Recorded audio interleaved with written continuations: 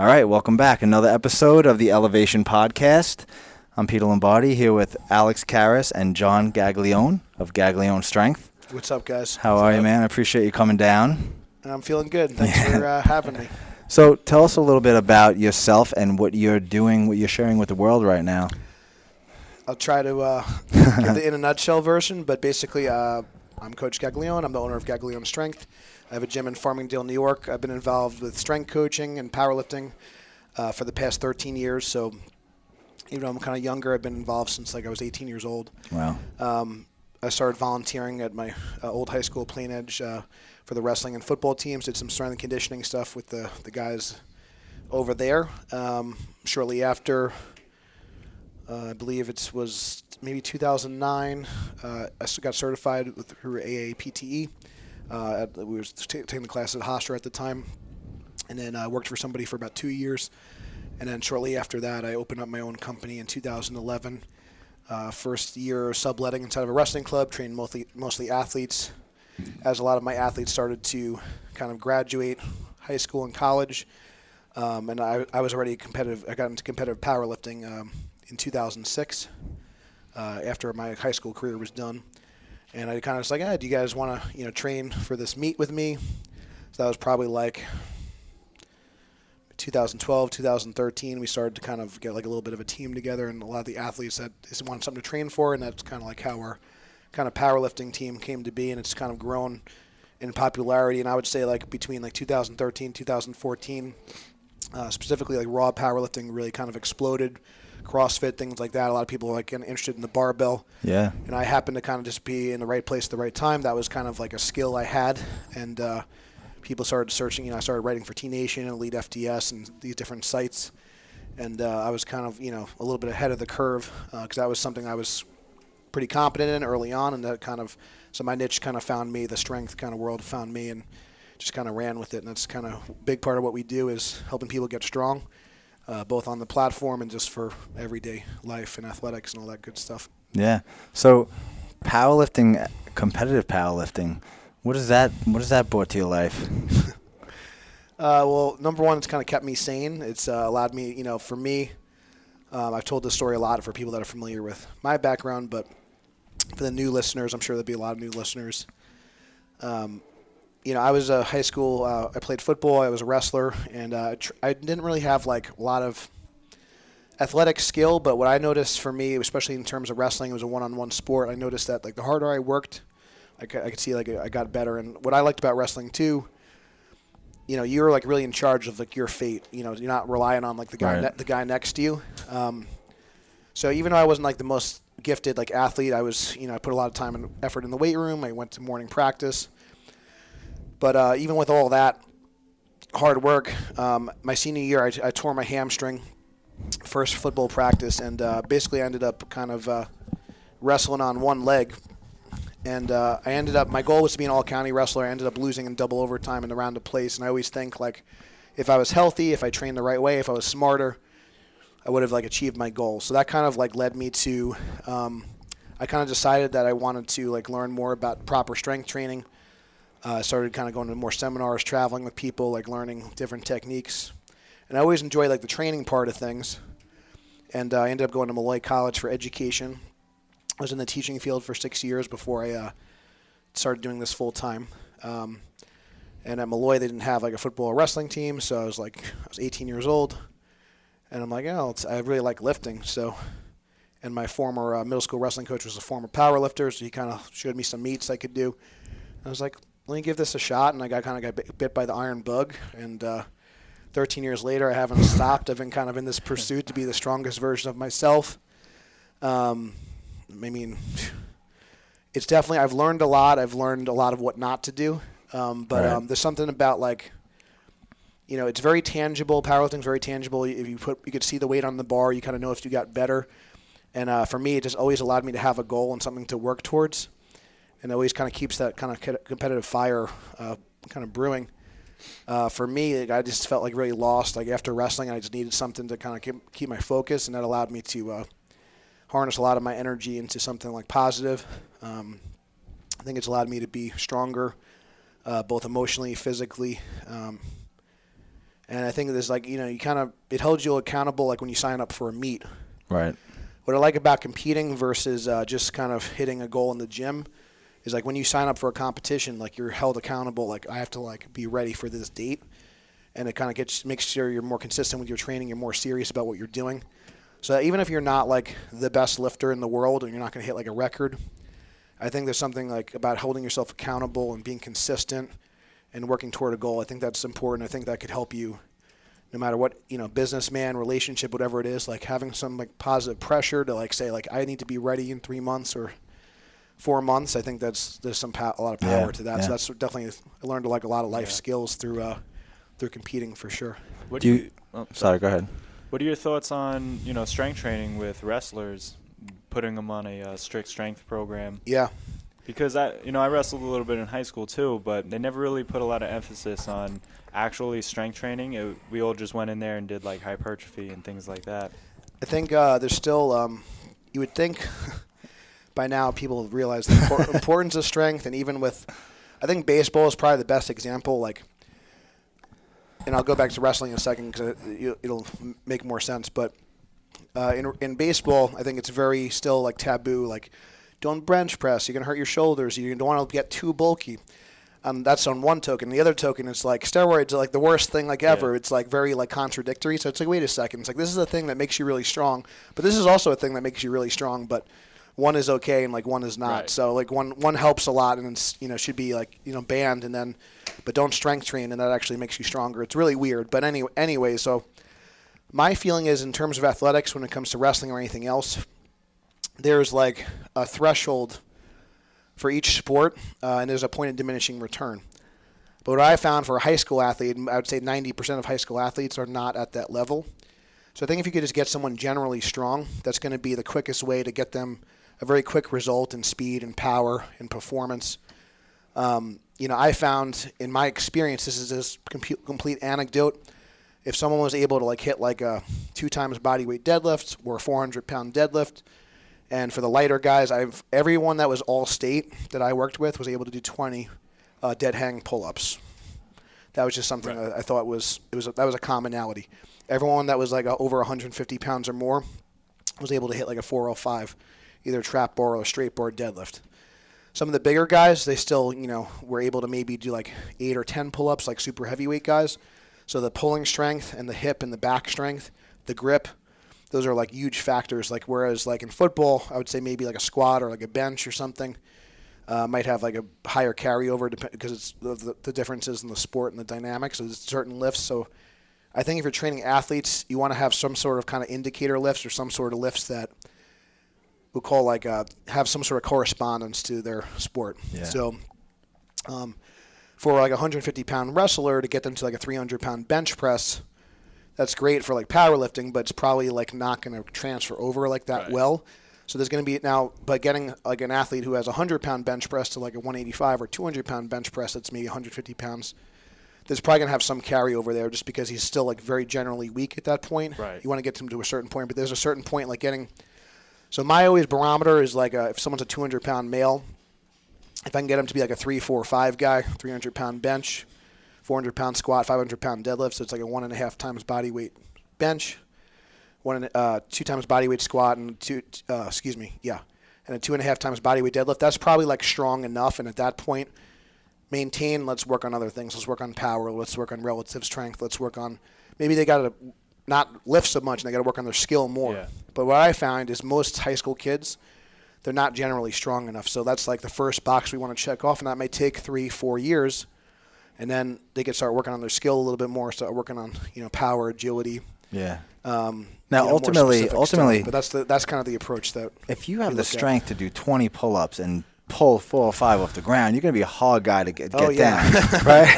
Absolutely. I mean, you're going to be a hard guy to get down. And also, like you're saying, if you can build that strength for these younger kids and they're working on their skill, that's their specificity right there. So they're automatically, if their skill's not getting diminished and at the very least staying the same or getting slightly better, they're getting stronger, they're going to be better, right? Yeah, I think there's like the trendy thing with parents and stuff, and sometimes you got to like, kind of sell them what they want and then give them what they need. The Yeah. sports specific kind of idea. So it's like, yeah, like you can kind of get a Bosu ball and do all this stuff, but like at the end of the day, we always say like, do simple things savagely well. So they got to do maybe some sort of squat variation, some sort of pull, some sort of push.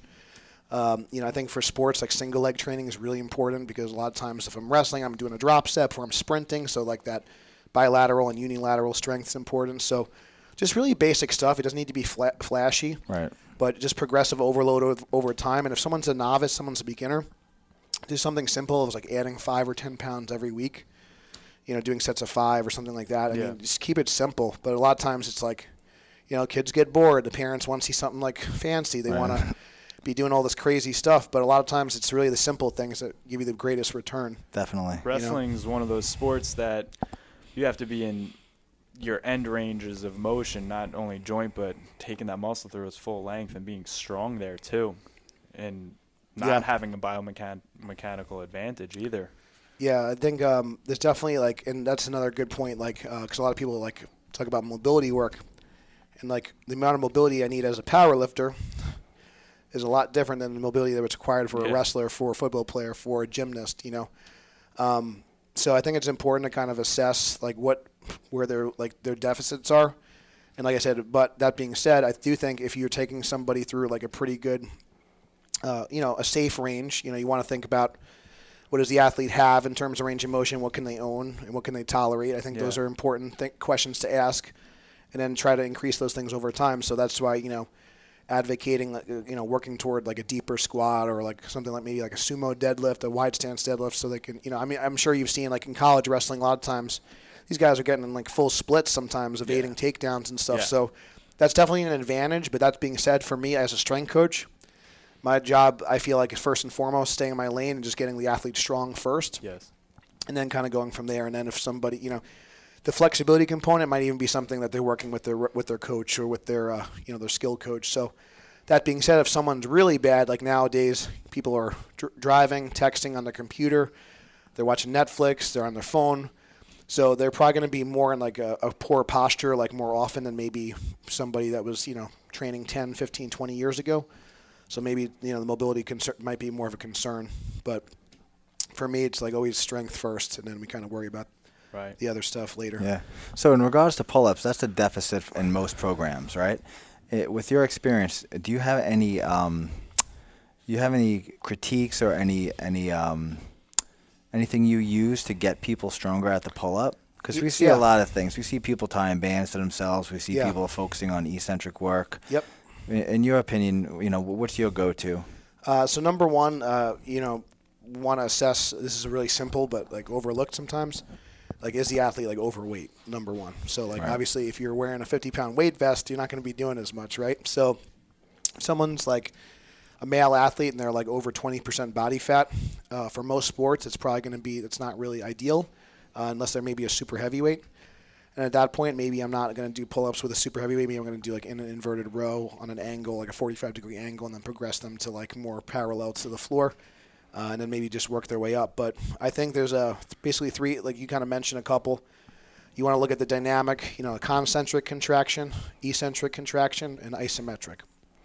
So for most people, assuming they're not really overweight, because that might be the first thing, hey, let's just tighten up the diet and let's get the body fat in check. That's number one.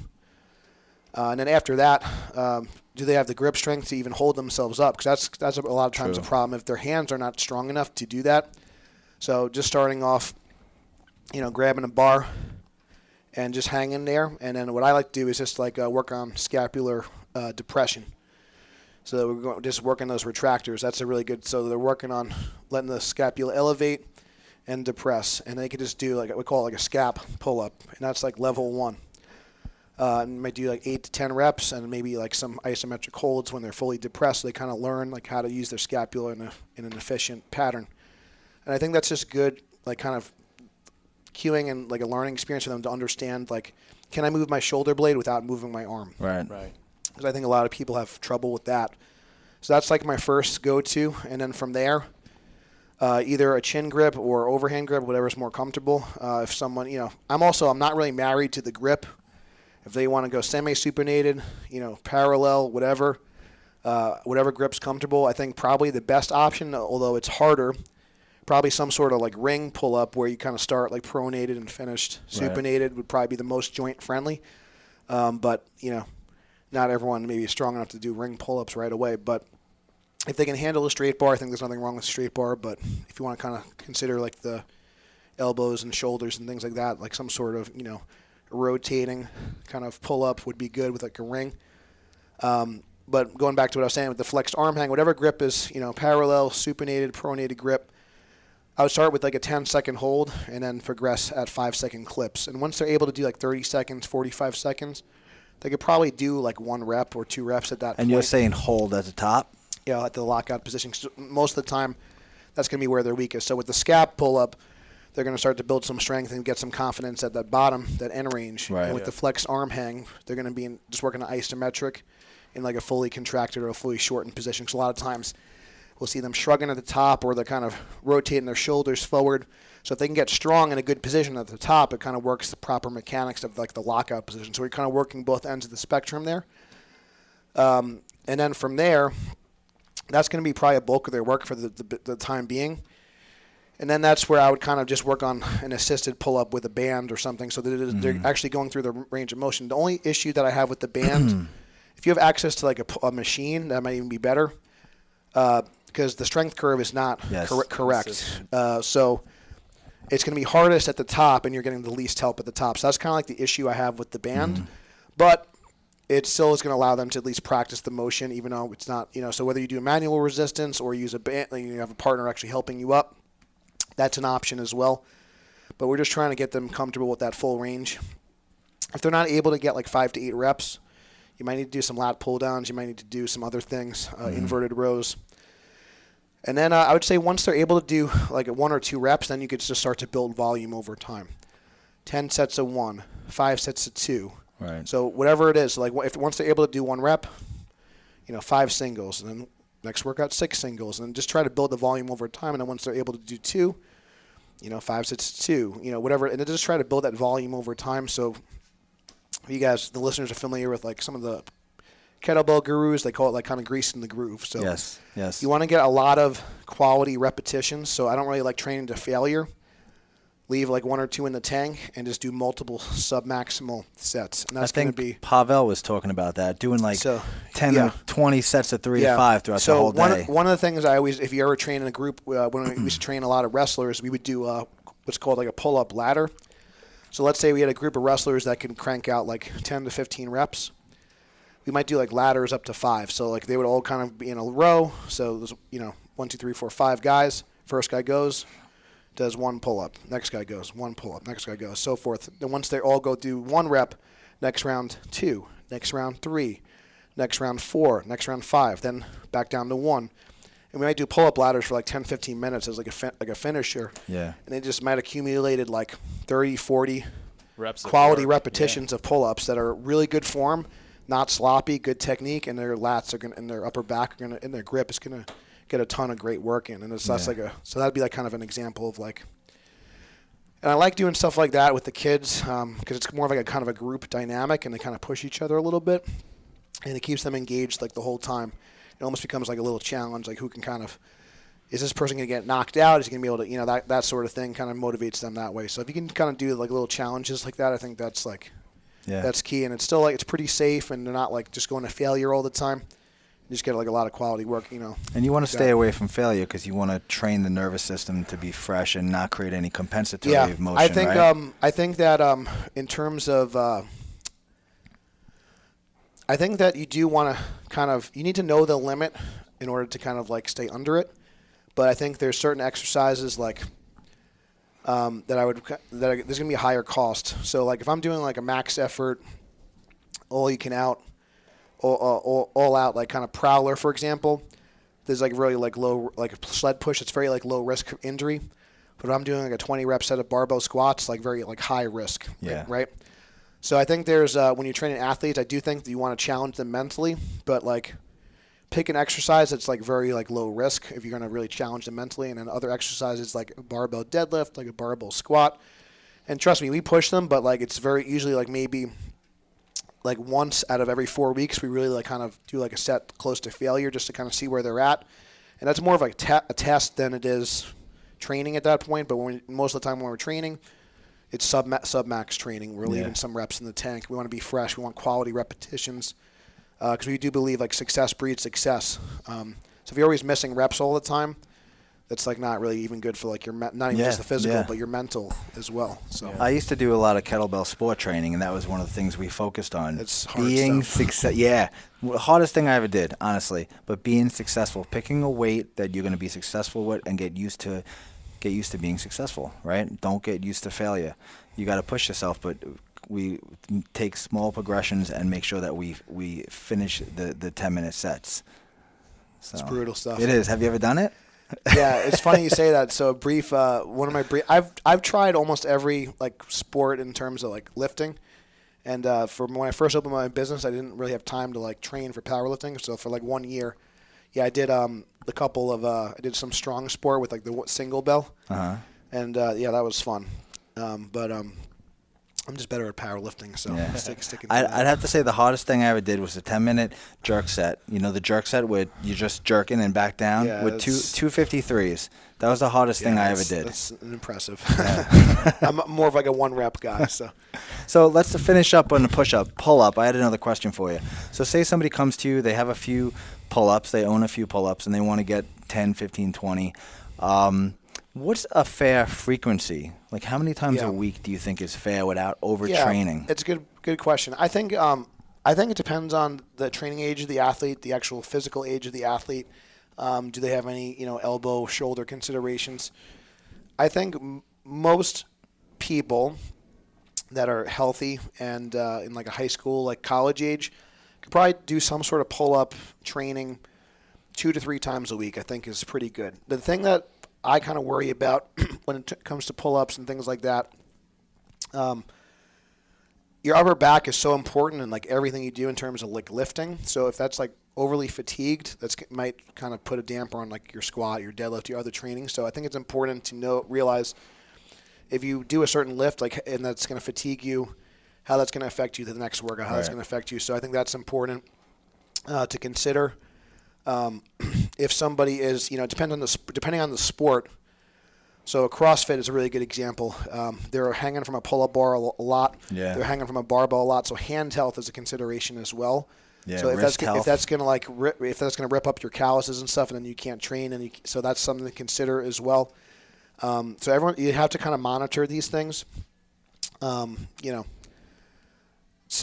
But I think most people like 2 to 3 times a week is a good frequency. I would just make sure like how I would break it up is one day you focus on each contraction. So one day maybe depending on like their max reps, but one day you maybe do more isometric work where you're doing the hangs. One day is maybe an eccentric focus. Now the eccentric focus could just be jumping up and then lowering yourself slow, or it could be, if you're strong enough, it could be like doing a pull-up and just having an eccentric emphasis. So I'm just doing like a normal explosive concentric, rep, and then lowering slow just to make it harder. So if you're able to crank out 10 normal tempo, and maybe you're only able to do like 3, 4, or 5 with like a 3 or 5 count lowering phase, and then something that's more dynamic. And on the dynamic day where you're focused on the concentric normal tempo, still like getting a good lockout and all that stuff.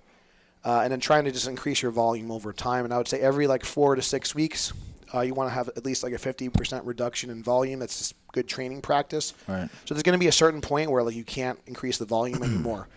There's going to be you're not going to go from like I want to do 300 pull-ups. I mean, you could, but there's going to be a point of diminishing return. So like once I would say like if you're like even if you're an advanced like athlete. If you an extreme example might be something like a Murph where you're doing 100 pull-ups in a workout. That's like pretty extreme. So I'd say like once you're getting 50, 60, 75 reps, maybe it's time to like have like a deload week and then kind of back off, and then maybe you add some weight, maybe add a band. You make the movement harder. So you keep the volume maybe around 50 total reps, but maybe add weight or make the variation. How much harder. can you do volume for? Yeah. So I think that's like always a thing. I'm more of an intensity guy personally. That's being a power lifter. I'm kind of biased with that. I like to favor intensity over volume and frequency. I like doing something really hard and heavy and do it like really quality for like 1 or 2 sets, and then like rest. Also, That's just kinda what we do. volume is where we see the most injuries, right? As the volume continuously goes up and up, something like a Murph or a lot of the stuff we do in regards to competitive CrossFit, the volume is insane. And that's why, everybody's showing up with these shoulder injuries, wrist injuries, knee injuries. I think you increase your frequency, you increase your risk. So, the more exposures you have, the more you use a joint. So I think it's just really important that like the more, because every rep is wear and tear. So if I can get more out of less reps, I think that's like always a good idea. Right. Whereas back in the day, the converse was the theory, right? Yeah, and I always kind of think about that. I think I think intensity is. I think right now, like the pendulum has kind of swung toward like volume and frequency. I think it'll swing back. I know like there was like the 1 set to failure, like was that was a big thing. Yeah. So I think you gotta like the answer a lot of times is in the middle, but I think if you can get less out of more, if you think about just like opening and closing a door, at some point a thing's gonna wear out. So whether you get, but if you can get as many quality repetitions as you can out of that hinge, I think our joints kind of act similarly. That's just kind of like how I look at it. So. Yeah, that's a good point. I agree. Yeah. So tell us a little bit about your personal journey right now. You've lost a lot of weight. Yeah, it's funny. Since I've spoken to you, I've put a little pounds on. I'll kind of explain why, but I'm still down over 100 pounds all time. It's insane. Where should I start? And this is a year-long thing. This right? has been it's been like a 3-year plus process. So my power, I'll go through like the years kind of quick just to give you guys a rundown. So I've always struggled with my weight my whole life. I was 275 pounds as a 9th grader, so like that's more than I weigh now. So, and I was very fat. I was not like very muscular. So I was, I was the fat kid. I was picked last in gym class. This is like not like this is not for just dramatic effect. This is fact. I can pull up pictures.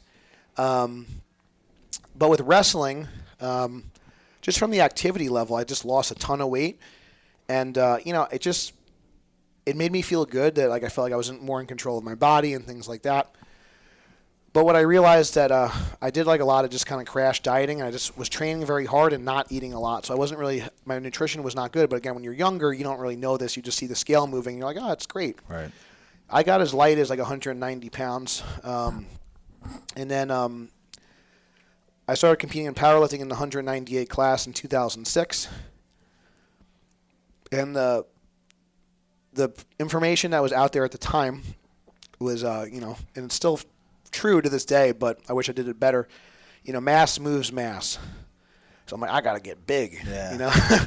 So I'm like stuffing. There was like Oreo challenges, like it's just like. That sounds good. We were, and one of the things that we did with my training partner at the time, every Friday after we would squat and then we would go get all you can eat sushi. Oh. It was great, man. It was like we would squat heavy and then we would get sushi, like and and that was like the clean cheat, but it was still like a lot of food, and I wasn't counting macros. I was basically just force feeding myself. So 198 became 220, became 242, became 275, became 308, became super heavyweight. And as a guy who's like 5'8", me being on super heavyweight is not really like natural, But my strength got better. I've kind of yo-yoed up and down a few times. But I basically, like, once I got to super heavyweight the first time, I've kind of, for most of my powerlifting career, has been between, like, 275 and, like, super heavyweight. At my strongest, I was about 290. And, I was able, my best lifts in competition, I've done a 900-pound squat in competition. I've done a 575 bench. I've pulled deadlifted 700 in the gym. And I did pick it up in competition, but I got only 1 white light. You need 2 white lights for it to count. Wow. And 660 is my best in competition. So fast forward, there's a lot in between, obviously, but 2015, I hit a 900-pound squat in competition. That was one of my big goals. But I was, like, in rough shape. I mean, sleep apnea, barely able to talk, walk. How can you perform at that level, though? Well, that's, and that's the thing. Like, I started actually, my deadlift started getting worse because I was so heavy and I couldn't get to the bar. So that was kind of like a wake-up call. Even so, me being a psychopath, I'm like, I really want to, squat 1,000 pounds. So I didn't end up doing it in competition, but I did it as one of our anniversary parties as an exhibition lift. So I was able to do like a partial squat with 1,000 pounds. That was just something, when you're not, I was routinely doing 900 pounds, and I'm like, I'm so close to 1,000. And that's like a really like elite club, and I'm like, just mentally, I needed to like get over that hump and do it before I could like commit to the weight loss. Because again, when it comes to weight loss, a lot of it is psychological. It's like a lot of us, like, we know what's good, we know what's bad, we know like if we're eating too much, but as a lifter, like you get really tied into your identity. Like your strength is like your identity, and it's when you lose your strength, it's like you lose part of yourself. So I had to really pivot and switch gears. And once I was able to hit that 1,000-pound squat in training, I was able to like kind of like let go of like, okay, I'm like ready to move on now. I'm ready to be a happier, healthier version of myself. And even still, like I said, I've still been competing. So what I elected to do, my next meet back, I elected to do a deadlift-only meet at 275, and main reason being is I knew that my leverages would be better, so it would give me some positive reinforcement to keep losing the weight.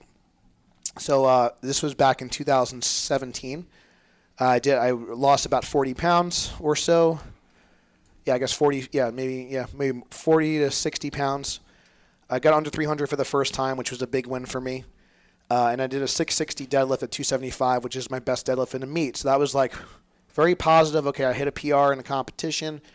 I just dropped like 50, 60 pounds. Let's keep rolling. So in 2018, then it was the road. So I did a road to 242. So I did my next meet at 242. Check that box off. And then at the end of 2018, I did my first meet at 220. Kept rolling. Wow. Rolled to 220. And that actually meet was very interesting because it was my first meet on a plane. I did that. It was Slingshot Record Breakers in California. So that was cool. That was a cool experience. My buddy Jesse Burdick runs the meet over in Dublin, California, Combat Sports Academy. So I got to live with a lot of high-level lifters there. That was a lot of fun. Some of the guys that helped me throughout the process was, if you guys are familiar with like Mark Bell and Chris Bell, Super Training Gym and Slingshot, so they got to kind of see me transform as well. And myself and Mark Bell and his brother, we all kind of started losing weight around the same time. So it was kind of cool to share that experience with them. And then from there, I did one more meet at 220. That was April of this year. And then the hard part was happening was the road to 198. So I haven't been 198 since 2006. So that's 13 years ago. And I dieted my face off. I did some fasting, lowered my carbs, lowered my fat. Okay. And it was rough. Now, you're able to still lift. Well, we're going to get to that. Okay. So I've been dealing with this shoulder injury, so like I haven't been able to like recover right now. It's almost okay, but anyways, I get to the meet. I've been training. I was training about like between 210 and 215 body weight. I ended up doing a water cut like fighters do. I weighed in at 197, so this was last month. This was November, I think November 9th.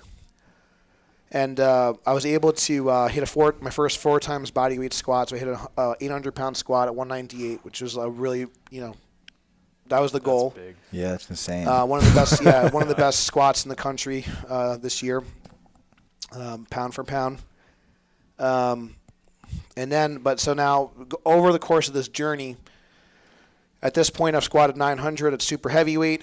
I've squatted 850 at 308. I've squatted 805 at 275.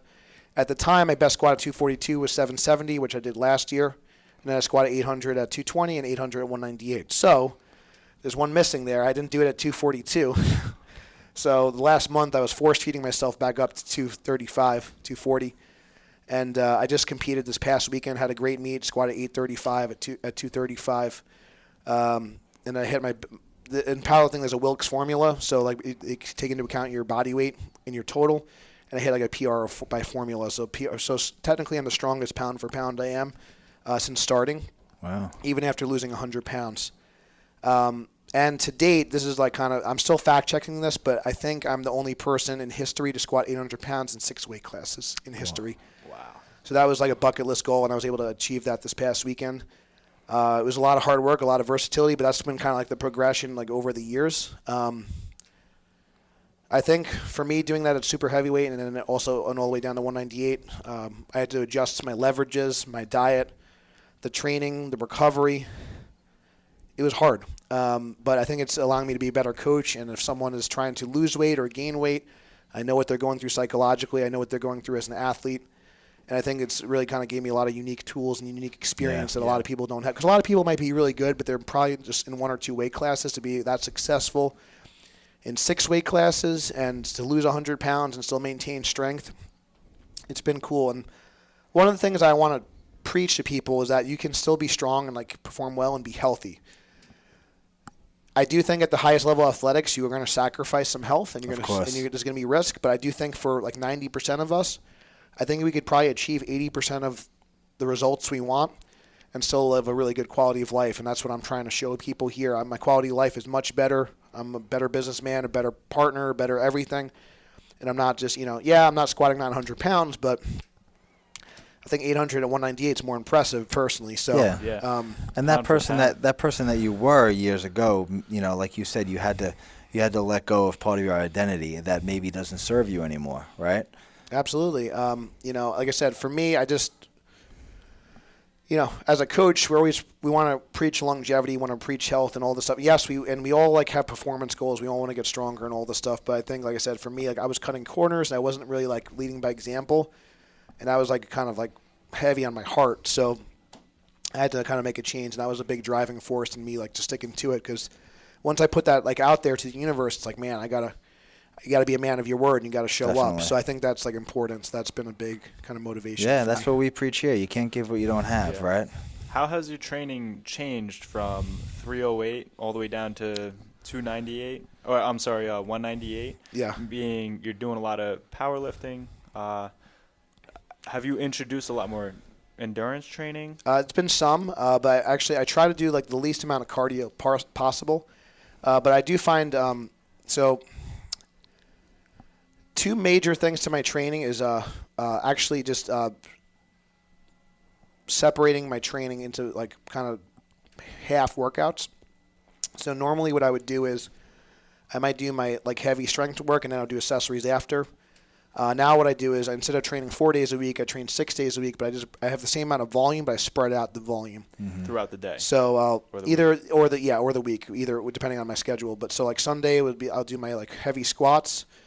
I maybe only do 2 exercises, and then the next day I do like my lower body accessory work instead of doing it all in one day.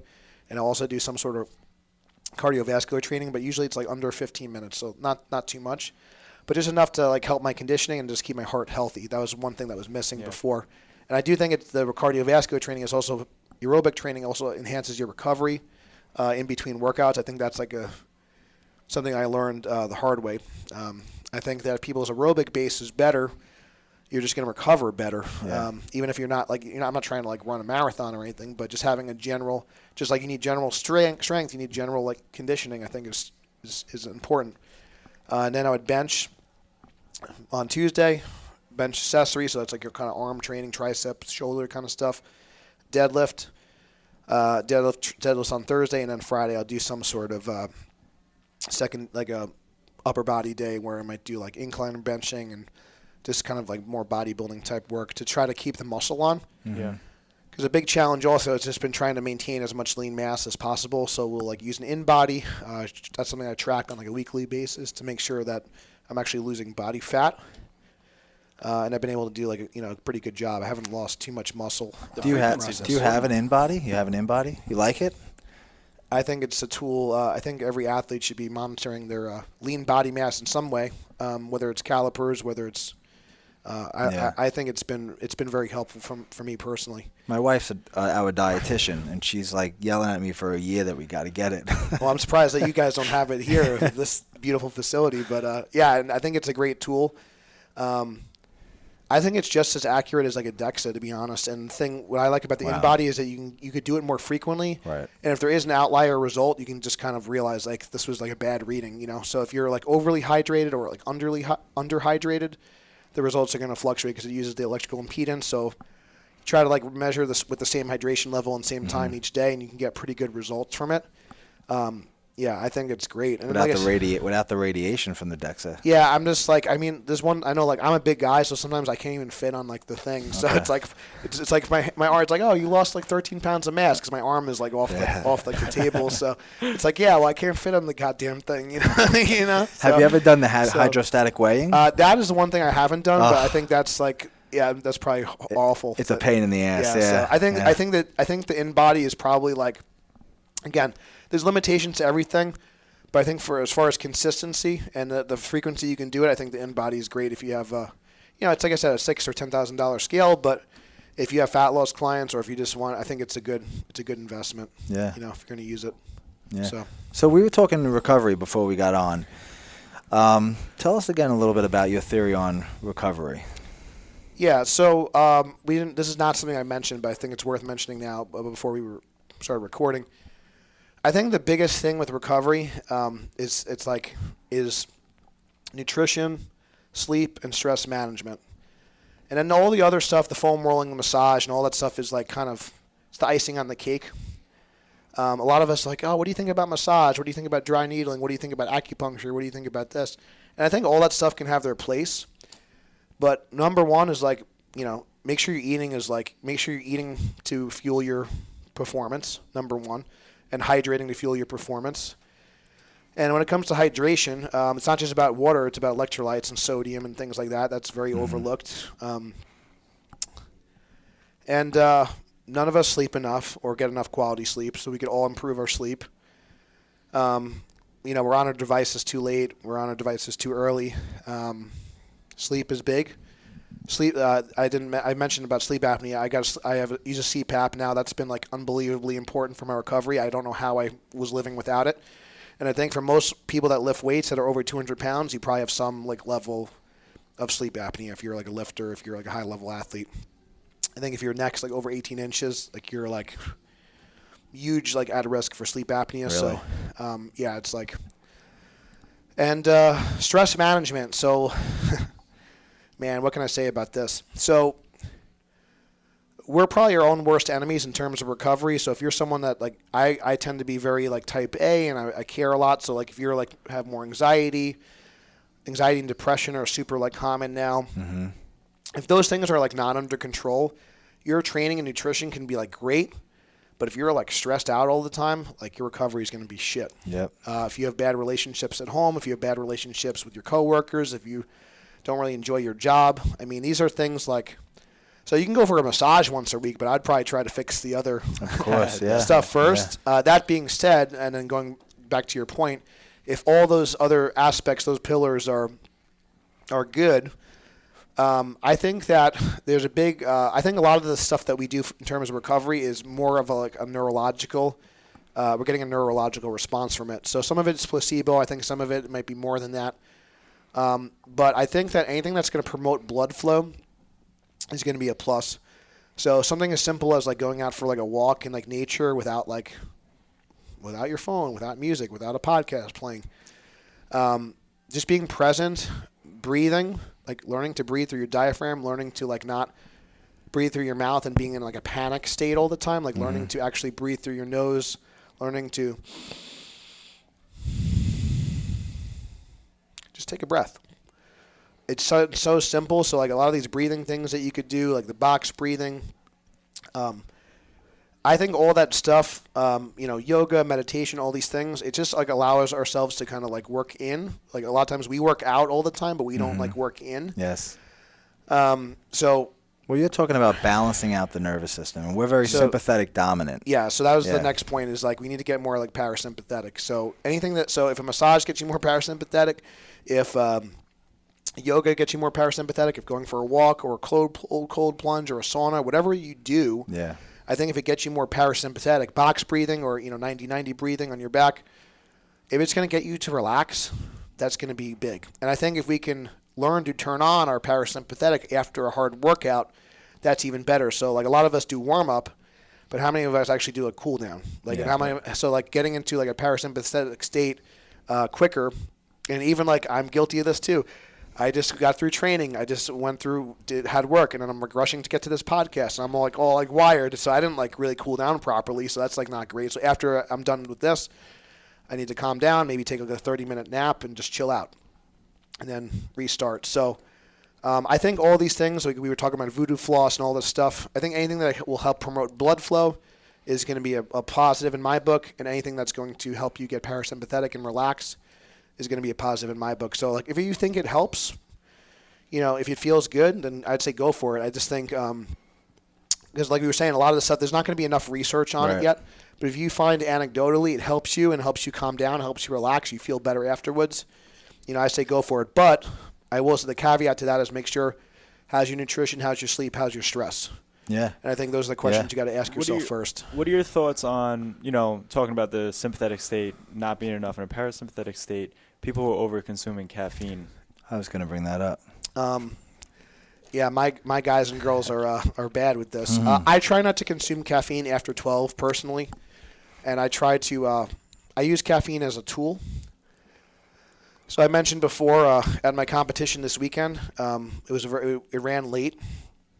So what I try to do is let's say like if someone normally has like 150 milligrams or 300 milligrams of caffeine before a workout, if they have a competition, I would recommend they try to spread out the dosage throughout the day. So a big mistake I see athletes make is that they'll have like a ton of caffeine, like say before their first event, and then they crash and they don't like really do well the rest of the meet. So in terms of powerlifting, you squat, you bench, you deadlift.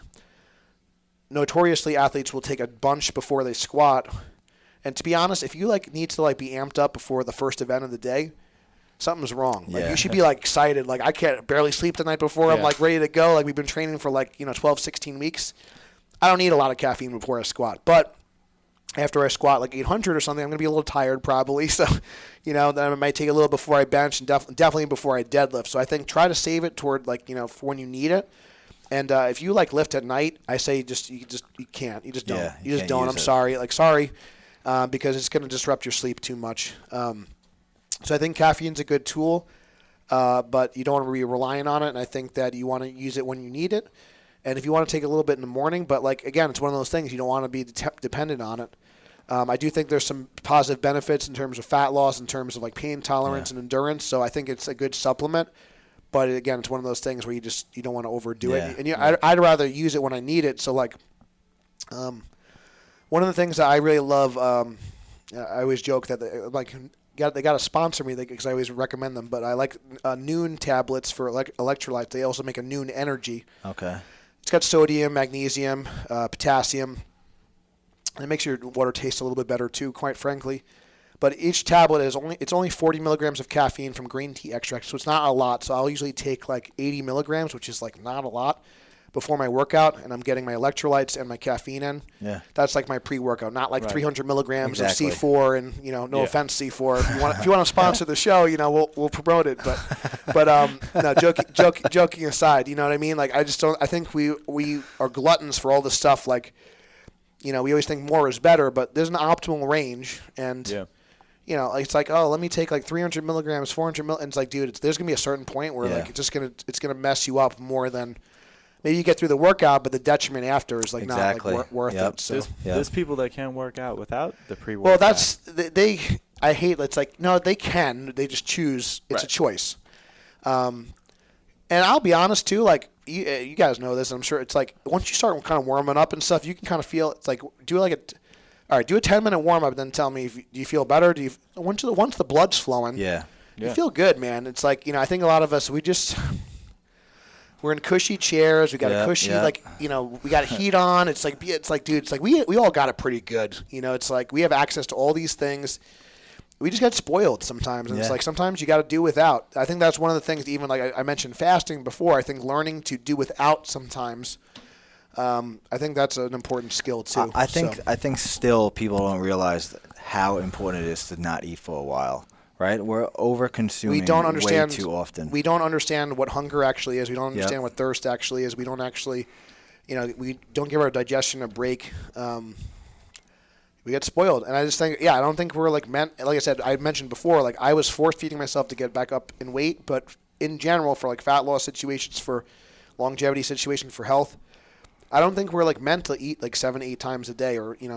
And I think the average American, I think because people snack more often, they eat like 14 times a day or something like that. So it's if you look into that and how you actually what you're using to burn, what fuel you're burning, right, and how you're feeding your nervous system, it shows that when you're running on carbohydrates, which means you're going to be using carbohydrates if you're eating frequently throughout the day, that anxiety and depression is much higher because it's the fuel you use in a stressful situation, right? Yeah.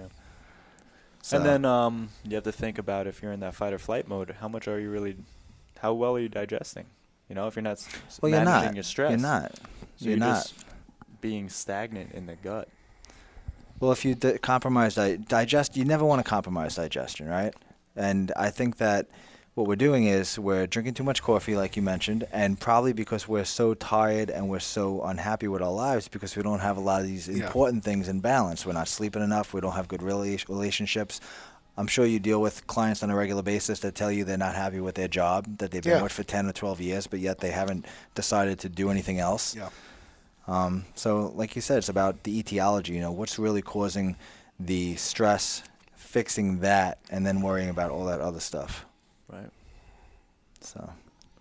It's a huge balance. But hey, it's America runs on Dunkin', right? That's not a good thing. I want America to run on beef. That's what I want. Some nice some steak. So are you doing any fasting now?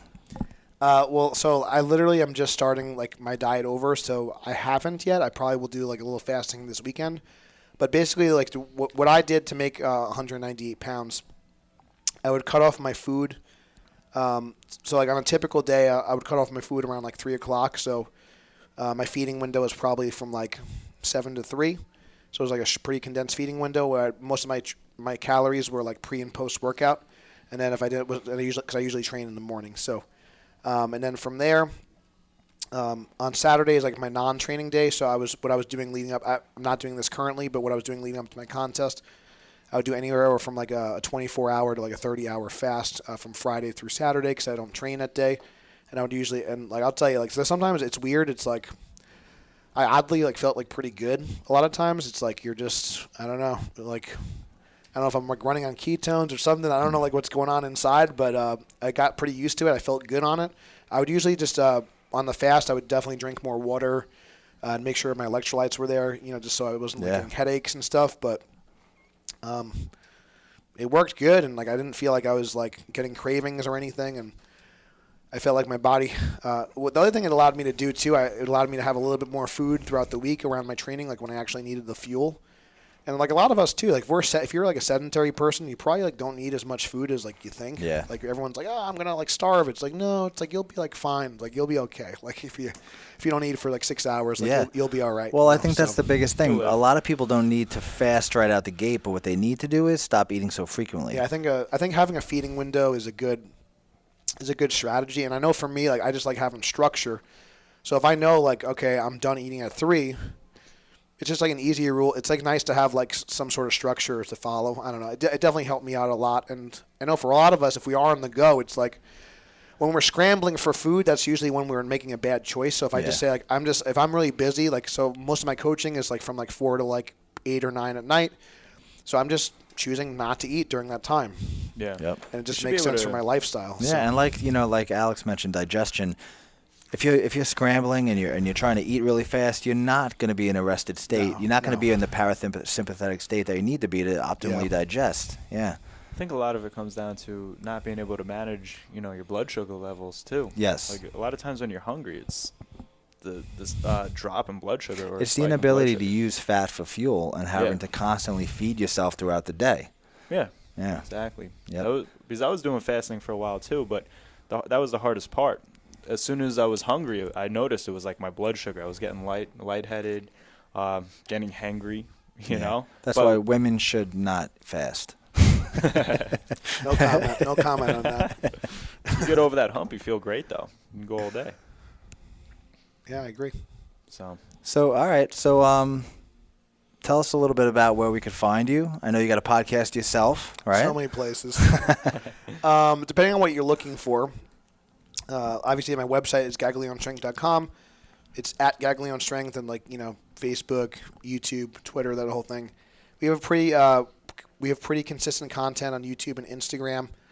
And then my podcast is called Powerlifting for the People. So it's just, there's a lot of stuff on there. We have interviews on there. We have me talking about different topics. But if you're interested in just getting stronger, it's not just about powerlifting. It's about just getting stronger. And the whole point of Powerlifting for the People is that, like, we believe in our mission is to, like, show people, like, everyone possesses the ability to get stronger. And we believe strength training should be, like, a part of everyone's life, no matter if you want to, squat 800 pounds like me, or if you just want to, just have better quality of life. We do believe strength training has a place in everyone's life. And if you guys just have any, like, questions and you just want to hit me up, it's just gaglionestrength@gmail.com is my email. Yeah, that's basically it. And thank you guys for having me. I appreciate it. It's just always cool to connect with other pros. Great episode. Really appreciate all the I info. hope you guys learned a lot. And one thing I always say with the podcast, and anytime I speak, I like to, write down, like, your biggest, like, takeaway, and write down, like, your next action step. Because I think a lot of us, we listen to these things for entertainment, but I really want you to use the information and actually, like, apply it. So that's my homework for you guys today. Thank you so much. You. All right, John. Thanks. All right. I hope you guys enjoyed the episode with Coach Gaglione. Please leave us a 5-star review. Tell the world about us. Tell them that you love us, of course. And subscribe to our podcast. Also, we will be running another 10-day group cleanse in January. If you're interested in cleaning out your colon, cleaning out your liver, and getting your nervous system to function optimally, please reach out to us. You can DM me on Instagram, Peter Lombardi HHP, or you can email us directly at info@elevationfitnessli.com, and I will get back to you within 24 to 48 hours. Thanks again for listening to the show, and we will be back soon. We'll be back soon. We'll be back soon. We'll be back soon. We'll be back.